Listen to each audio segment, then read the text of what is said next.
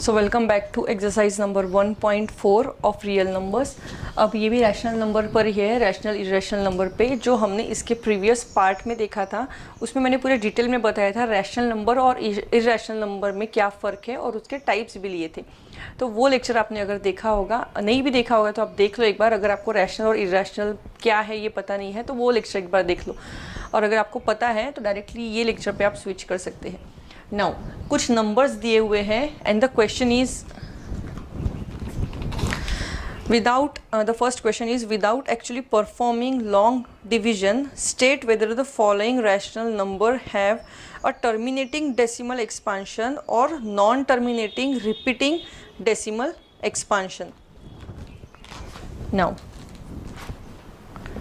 यहाँ पे हमको दिए हैं 10 क्वेश्चंस। हमको बताना है कि बिना इसको डिवाइड किए, उन्होंने स्पेसिफिक बताया है कि without performing long division method, हमें सिर्फ ये गेस करना है, ये बिना डिवीजन के बताना है कि ये नॉन रिकरिंग, नॉन टर्मिनेटिंग है या टर्मिनेटिंग है। ये जो एग्जांपल्स ये है, ये टर्मिनेटिंग है या नॉन टर्मिनेटिंग है, ये तो स्पेसिफिक उन्होंने दिया हुआ है प्रॉब्लम में कि ये रैशनल नंबर है और इसको आपको बताना है कि नॉन टर्मिनेटिंग है कि नहीं है। सो अब डिवीजन तो करना नहीं है, मतलब हमको इसमें करना है फैक्टर्स। नाउ 13 तो प्राइम नंबर है, उसके तो कोई फैक्टर आएगी नहीं, तो उसको हम वैसे ही लिखते हैं। ये होता है डिविजिबिलिटी टेस्ट, आपको देखना है वीडियो इसके लिए। ये होता है 5 6 ज़ा 30, देन यहाँ पे 1 बच जाएगा, 2 ज़ा 10 एंड 5 5 ज़ा 25। अगर मैं फिर से करती हूँ इसके फैक्टर्स 625 के, तो 5 इंटू 1 25। फिर से करती हूँ तो 13/5 इंटू 5 इंटू 5 इंटू 25, और 25 पता है 5 का स्क्वायर है, तो बेसिकली मैं यहाँ पे लिख सकती हूँ 5, ये 3 पावर हो गई, 3 बार 5 रिपीट हुआ और यहाँ पे 2 बार हुआ, तो ये मैं लिख सकती हूँ 5⁵5। अब आपको ये टर्मिनेटिंग है ये कैसे पता चलेगा, आपको सिर्फ इतना ध्यान में रखना है, जो मैंने प्रीवियस इसमें भी बताया था कि अगर 5 टू द पावर n या 2⁻n, कोई भी 5 की पावर होगी और 2 की, सिर्फ 5 और 2 के फैक्टर्स अगर नीचे होंगे, इसके अलावा कोई दूसरा नंबर नहीं, ना 3 ना 7 ना कोई भी नंबर नहीं इसके अलावा, तो 3 और 7 वगैरह ये सब नहीं होंगे, तो ये हमारा हो जाता है टर्मिनेटिंग। ये हमेशा टर्मिनेटिंग में रहेगा जब तक इसमें 5 या 2 के फैक्टर्स है। सिर्फ 5 के भी चलेंगे और सिर्फ 2 के भी चलेंगे, लेकिन 5 और 2 के अलावा कोई नंबर नहीं चाहिए, तो ये होता है टर्मिनेटिंग। तो इसी को हमको स्टेटमेंट बना के लिखना है एज, और कॉमन अगर फैक्टर्स आते थे तो उसको कैंसिल कर देना है, दैट्स इट। ये क्वेश्चन उसी पर है पूरा। As denominator has 5⁻m factors, therefore the fraction is terminating. The fraction is terminating. Similarly अब सेकंड करते हैं। सेकंड वाला क्या है, 17/8। 17 तो हमारा प्राइम नंबर है, 8 हमको पता है 2 का क्यूब है, 2 इंटू 2 इंटू 2, तो यहाँ पे लिख सकते हैं 2 क्यूब। तो फिर से मैंने बताया था कि 2 या 5 के अगर फैक्टर्स आते हैं नीचे, उसके अलावा कोई भी नंबर नहीं आता, 2 और 5 के ही है, तो फिर again as denominator has 2⁻n factors, therefore the fraction is terminating. Now the third problem, it is 64/455।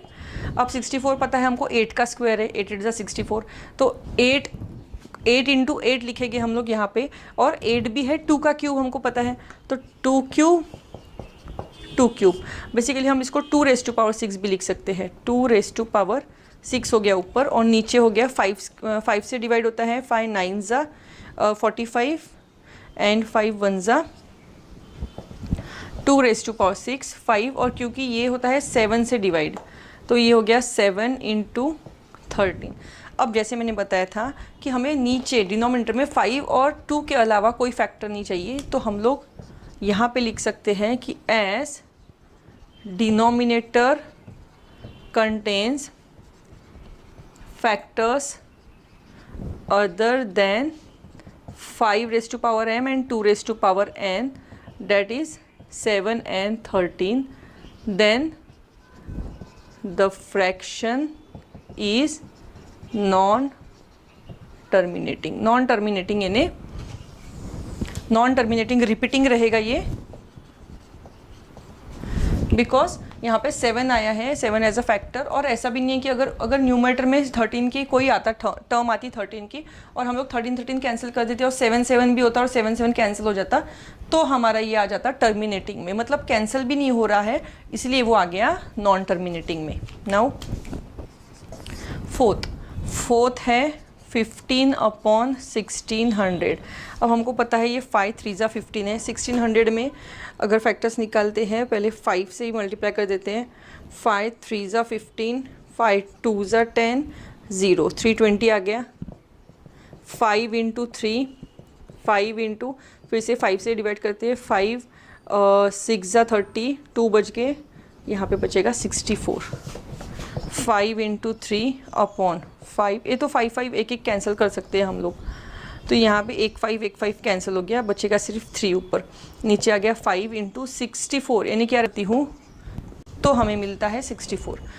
यहाँ पे देखिए कि 2 टू द पावर ये कौन सा फॉर्मेट में आ गया, as denominator is in form 5 raised to power n into 2 raised to power n, therefore the given fraction is terminating. तो ये हो गया टर्मिनेटिंग का form. Now the fifth question is 29/343. 29 big prime number, उसको वैसे ही लिख दिया. 343 हमको पता है कि 7 का क्यूब है. 7 क्यूब इज 343. इसका मतलब है ना इसमें 5 आ रहा है ना 2 आ रहा है. 2 और 5 के मल्टीपल्स तो नहीं है, इसमें 7 आ रहा है. So as the denominator doesn't contain या doesn't have 5 to the power m, 2 raised to power n as factors, therefore the given fraction is non-terminating. That's it. Now the c is 23/2 cube 5 square. अब इसमें तो directly दिख रहा है कि 2 cube है, 5 square and 2 और 5 के फैक्टर्स है. So as denominator contains 2 raised to power m into 5 raised to power n as factors, therefore the fraction is terminating. Right? Now seventh problem फिर से 129 2 स्क्वायर और ये होगा 5 raised to power 7 raised to power 5. तो यहाँ पे सिर्फ 2 और 5 के फैक्टर्स नहीं है, 7 के भी फैक्टर्स है. As denominator contains 7 to the power n as its factor, therefore the fraction is non-terminating हो गया. So now the 8th problem is 6/15. 6/15 ये हो गया 3 into 2, ये हो गया 5 3 15. क्योंकि मैंने बताया था कॉमन मल्टीपल तो आपको कैंसिल कर ही देने हैं. ये बचेगा 2/5 और क्योंकि नीचे में सिर्फ 5 आया है, 5 का ही फैक्टर है. As denominator contains 5 to the power m as factor, therefore the fraction is terminating. Now 9th 35/50. 35 यानी 7 5 35 और 50 को लिख सकती हूँ 5 into 10 यानी कि 5 into 5 into 2. तो यहाँ पे क्या आ गया 5 स्क्वायर, यहाँ पे एक 5 कैंसिल भी हो गया, तो 7 अपॉन आता है 5 into 2. Again we can write as denominator contains 5 raised to power m into 2 raised to power n as factors, then the fraction is terminating. Now the last one, 10th is 77 upon 210. 11 7 ज़ा 77, ये 2 से divide होता है, 2 1 ज़ा 2, 105. 11 into 7 ये होता है 2 into 5 से डिवाइड होता है, 5 2 ज़ा 10, 5 1 ज़ा 5. अब इसमें आ गया 7 3 11 इंटू 7, 7 3 ज़ा 21. अब यहाँ पे क्या हो गया, 2 और 5 के अलावा 3 और 7 भी है. सो ये लिखे कि as denominator contains 7 to the power 7 and 3 as factors, therefore the given fraction is non terminating.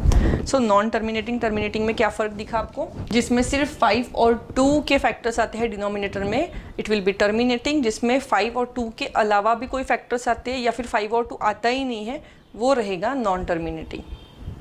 Now the question 2 is related with question 1. Question 1 हमने जो फाइंड किया था उसमें सिर्फ terminating and non terminating rational numbers find किए थे. Now the question 2 जो है उसका क्वेश्चन जो है वो सेम है, बट इसमें क्या बोला गया है कि write down the decimal expansion of those rational numbers in question 1 above which have terminating decimal expansion. अब इसमें जो टर्मिनेटिंग डेसिमल एक्सपांशन हमारे जो आंसर्स आए थे उसमें जो टर्मिनेटिंग थे उसको मैंने राइट मार्क करके रखा है. हमको सिर्फ वही सॉल्व करने हैं जिसको राइट मार्क करके रखा है. क्यों? क्योंकि वो टर्मिनेटिंग थे और उसको हमको क्या करना है, डेसिमल उसका एक्सपांशन निकालना है. बेसिकली उसको डेसिमल पॉइंट के फॉर्म में हमको उसका आंसर निकालना है without dividing it actually. So the first is 13 upon 3,125, जिसका हमारा आंसर आया था 5 टू द पावर 5. इसके फैक्टर्स निकल के 5 टू द पावर 5 आया था. हमें एकदम सिंपल फॉर्म में करना है कि इसको 10 में कन्वर्ट करना है. ये जो 5 है, इस 5 को हमेशा इस टाइप के प्रॉब्लम्स में हमको नीचे वाली टर्म को 10 टू द पावर समथिंग, वो कोई भी पावर रही तो चलता, सिर्फ नीचे 5 की जगह हमेशा 5 या 2 होगा तो उसकी जगह 10 आना चाहिए. अगर मुझे यहाँ पे 10 लाना है तो 5 इंटू मुझे क्या करना पड़ेगा, 2. 5 इंटू 2 किया मैंने तो मतलब मुझे 2 टू द पावर 5, बेसिकली इसकी पावर क्या होगी, 5 ही होगी. जो 5 की पावर है वही इसकी पावर देना पड़ेगा मुझे, ताकि उन दोनों की पावर कॉमन हो जाए. अब common power 2 to the power 5, तो मुझे यहाँ पे भी मल्टीप्लाई करना पड़ेगा 2 टू द पावर 5. अब यहाँ पे आंसर आ गया 416 और यहाँ पे आंसर आ गया 10 टू द पावर 5. अब मुझे पता है कि 10 टू द पावर 5 है, यानी इसके जो अगर मैं डिवाइड करती हूँ तो 5 पावर है, तो 5 डेसिमल पॉइंट से वो पीछे शिफ्ट होगा पॉइंट. अब फिलहाल पॉइंट कहीं नहीं है, यानी हमेशा ध्यान में रखना पॉइंट नहीं है अगर प्रॉब्लम में, मतलब वो सबसे आखिरी डिजिट के बाहर एज्यूम करना है, यहाँ पे रहता. अब उसको 5 डिजिट पीछे लेके जाना है तो ये 6 के पीछे जाएगा 1 डिजिट, 2 डिजिट, 3 डिजिट, और यहाँ पे और 2 डिजिट पीछे जाएगा, यानी यहाँ पे 2 0 लगेंगे. सो पीछे से स्टार्ट करना कभी भी, ये गिनते हुए 5 गिनते हुए 1 2 3 4 5 पॉइंट देना और ये रहेगा हमारा answer. Now similarly second problem 17 upon 8. अब 17 यहाँ पे आया था 2 क्यूब. अब 2 को हमको 10 में करना है, यानी कि मुझे करना पड़ेगा 2 इंटू 5 का क्यूब. राइट, जैसे यहाँ पे 5 था तो 2 मल्टीप्लाई किया और यहाँ पे 2 है तो हम लोग को करना पड़ेगा 5 मल्टीप्लाई, और दोनों की कॉमन पावर तो रहेगी, इसलिए इसको भी क्या लग गया, 5 को भी क्या लग गया, क्यूब. यहाँ पे हो गया 5 क्यूब मल्टीप्लाई, क्योंकि जो हमने यहाँ पे लिखा वही हमको यहाँ पे लिखना है. So it gives 2125 upon 10 to the power 3. अब क्योंकि 10 की पावर 3 है तो पॉइंट हम लोग पीछे से स्टार्ट करते हैं, लास्ट नंबर 5 2 1, 3 डिजिट है, 3 डिजिट के पीछे पॉइंट लग गया और बचा कौन, ये 2. ये रहेगा हमारा फाइनल आंसर. 15 अपॉन 1600, ये था 5 3 ज़ा 15, ये आया था हमारा 2 टू द पावर 6 इंटू 5. ये और ये कैंसिल हो गया तो हमें मिलता है 3 2 टू द पावर 6. अब 2 टू द पावर 6 को मैं लिख सकती हूँ 2 इंटू 5 टू द पावर 6. यहाँ पे मुझे मल्टीप्लाई करना पड़ेगा 5 टू द पावर 6 से, क्योंकि मुझे यहाँ पे 10 चाहिए. सेम वे से जाना है सब प्रॉब्लम्स में. अब ये हो गया 10 टू द पावर 6 और यहाँ पे आ गया और क्योंकि ये 6 डिजिट पीछे पॉइंट जाएगा तो हम लोग पीछे से स्टार्ट करते हैं 1 2 3 4 5 6 डिजिट के पीछे पॉइंट लगा देंगे, ये रहेगा हमारा final answer. Now the 6th problem is 2 cube upon 23 upon 2 cube 5 square. अब ये तो है ऑलरेडी 5 और 2 तो इसमें है ही, सिर्फ पावर का डिफरेंस है, इसलिए हमको पावर इक्वल करना पड़ेगा। इसमें से माइनस करने से बेटर है हम लोग इसकी पावर बढ़ा देंगे। तो यहाँ पे मतलब एक एक्स्ट्रा 5 मल्टीप्लाई होगा, 2 × 5 टू द पावर 3 कर देंगे। अब हमने कॉमन पावर की, उस वक्त हमने 5 की पावर 1 से बढ़ाई है, इसलिए ऊपर 5 मल्टीप्लाई होगा। सो 115 अपॉन 10 टू द पावर 3, और क्योंकि ये 3 डिजिट पीछे जाएगा 0.115, ये रहेगा हमारा फाइनल आंसर। 7th जो प्रॉब्लम है, 7th तो स्किप हो गया, 8 हो गया, क्योंकि हमको सिर्फ टर्मिनेटिंग वाले सॉल्व करने के लिए बोला है, राइट। तो ये हो गया 3 2 ज़ा 6, और ये था हमारा 5 3 ज़ा 15, 3 कैंसिल हो गया, 2/5। अब ये तो सिंपल है, क्योंकि 5 से 2 को मल्टीप्लाई करना है, दोनों की पावर कुछ नहीं है, इन्हें 1 है। यहाँ पे 2 से मल्टीप्लाई किया है इन्हें, यहाँ पे भी 2 से मल्टीप्लाई करना पड़ेगा। ये हो गया 4 और ये हो गया 10, और एक ही डिजिट से पीछे जाएगा पॉइंट, तो 0.4। And the last one 9th problem is 35 upon 50। 7 5 ज़ा 35 और 5 × 10, यानी कि 5 2 ज़ा 10। तो ये हम लोग 5 कैंसिल कर देते, तो यहाँ पे तो ऑलरेडी 10 आ गया और दोनों की पावर भी सेम है 5 और 2 की। तो बेसिकली आंसर आएगा 0.7। इस टाइप से हमको सॉल्व करना था सेकंड क्वेश्चन। तो this is question number 3। The question is, यहाँ पे 3 नंबर्स दिए हुए हैं आपको डेसिमल पॉइंट्स में। The following real numbers have decimal expansions as given below. In each case decide whether they are rational और नॉट। पहले तो हमको ये फाइंड करना है कि वो रैशनल है कि नहीं है। If they are rational and of form p/q, what can you say about the prime factor of q। Prime factor of q यानी उसको फैक्टराइज बिना करते हमको ये फाइंड करना है कि ये आप उसके बारे में q के बारे में क्या बोल सकते हो, only if it is rational. Now the first number, look at the first number. यहाँ पे 43.12345678 9 के बाद में वो स्टॉप हो गया है, इसका मतलब हम लोग बोल सकते हैं कि 43.12345678 इज़ टर्मिनेटिंग नंबर। पहले तो हम ये बोल सकते हैं कि टर्मिनेटिंग रैशनल नंबर है। दैट मीन्स कि वो p/q के फॉर्म में एक्सप्रेस कर सकते हैं, which can be expressed in the form of p/q। अब हमको q के बारे में भी डिस्क्रिप्शन करने बोला है। तो मैंने जैसे बताया था कि टर्मिनेट कब होता है नंबर, जब उसमें ओनली 5 और 2 के फैक्टर्स होंगे तो ही वो टर्मिनेट होता है। सो वही हमको लिखना है। So where q has factors 2m और 5n और बोथ, ये है या दोनों है। ओनली, स्पेसिफिकली ओनली लिखना है, क्योंकि वो टर्मिनेटिंग है। इसके अलावा कुछ फैक्टर नहीं रहता है। अगर इसके अलावा रहा तो वो नॉन टर्मिनेटिंग रिपीटेटिव रहता है। Now the second question. अब सेकेंड क्वेश्चन में आप देख रहे होंगे 120 के बाद 120 फिक्स नहीं है, एक ज़ीरो बढ़ गया, इसमें और एक ज़ीरो बढ़ गया, इसमें और एक ज़ीरो बढ़ गया, और वो चलते जा रहा है, वो स्टॉप हो रहा है, नहीं हो रहा है। तो हम लोग लिख सकते हैं कि is non terminating and non recurring, क्योंकि वो रिकरिंग नंबर है क्या, नहीं है, तो वो नॉन रिकरिंग भी है और नॉन टर्मिनेटिंग भी। अगर दोनों केस में वो फेल हो रहा है तो इट इज़ इरेशनल नंबर।